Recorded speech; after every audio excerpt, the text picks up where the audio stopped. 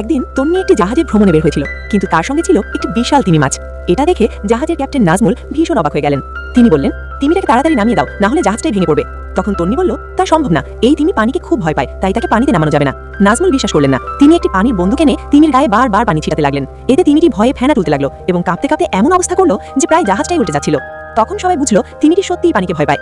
শেষে নাজমুল বললেন, ঠিক আছে, তাহলে তিমিটাকে ভালো করে সামলে রেখো, যেন আর কোনো ঝামেলা না করে।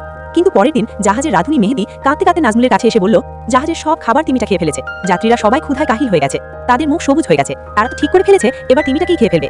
নাজমুল তাড়াতাড়ি ডেকে গেলেন, গিয়ে দেখলেন তন্নি সবাইকে বোঝাচ্ছে তিনি একটি সংরক্ষিত প্রাণী, এটাকে খেলে জেলে যেতে হবে। কিন্তু তখন মানুষ এতটাই ক্ষুধার্ত যে তারা কিছুই শুনতে চাইছিল না। তারা তন্নি আর তিমিটাকে ধরে খেয়ে ফেলার প্রস্তুতি নিচ্ছিল। ঠিক তখনই একদল জলদস্যু হঠাৎ জাহাজে উঠে এলো। তারা বলল, কি ব্যাপার, তোমরা নাকি তিমি খেতে চাও? তোমরা তো আমাদের জলদস্যুদের থেকেও বেশি নিষ্ঠুর। এরপর তারা সুযোগ বুঝে সবাইকে মারধর করতে শুরু করলো। এই সময় তন্নি হঠাৎ একটি সিটি বাজালো। সঙ্গে সঙ্গে তিমিটি তার লেজ দিয়ে এমন জোরে আঘাত করলো যে সব জলদস্যু সোজা সমুদ্রে পড়ে গেল। এরপর তন্নি তাদের কাছ থেকে লুট করা সব জিনিসপত্র ফিরিয়ে নিল। সবাই তখন তন্নিকে ধন্যবাদ জানিয়ে বলল, আমাদের জিনিসগুলো ফিরিয়ে দাও। কিন্তু তন্নি বলল, তোমাদের ফিরিয়ে দেবো কেন, যাতে আবার জুয়া খেলতে পারো?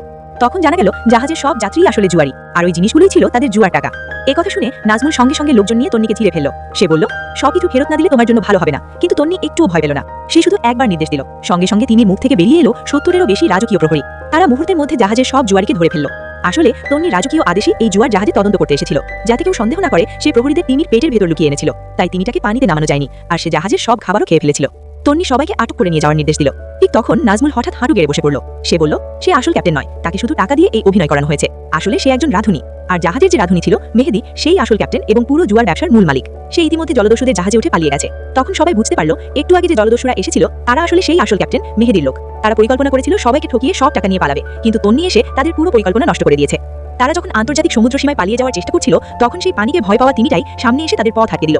পরে জানা গেল তিমিটি আসলে মোটেও পানিকে ভয় পায় না, বরং সে বহু যুদ্ধের অভিজ্ঞ এক বিশেষ প্রাণী গুপ্তচর। শেষ পর্যন্ত আসল ক্যাপ্টেন মেহেদি আর সব জলদস্যু ধরা পড়ল, আর তন্নি ও তিনি তাদের অসাধারণ অভিনয়ের জন্য সেরা অভিনেত্রী শিল্পীর পুরস্কার পেল। এই গল্প থেকে বোঝা যায় শেষ পর্যন্ত জেতে সেই যার অভিনয় সবচেয়ে নিখুঁত। পরবর্তী গল্প দেখার জন্য এই চ্যানেলটিকে সাবস্ক্রাইব আর ফলো দিয়ে রাখুন। আর আপনার নাম যদি ভিডিওতে রাখতে চান তাহলে কমেন্ট করুন। দেখা হবে পরের ভিডিওতে। আল্লাহ হাফেজ।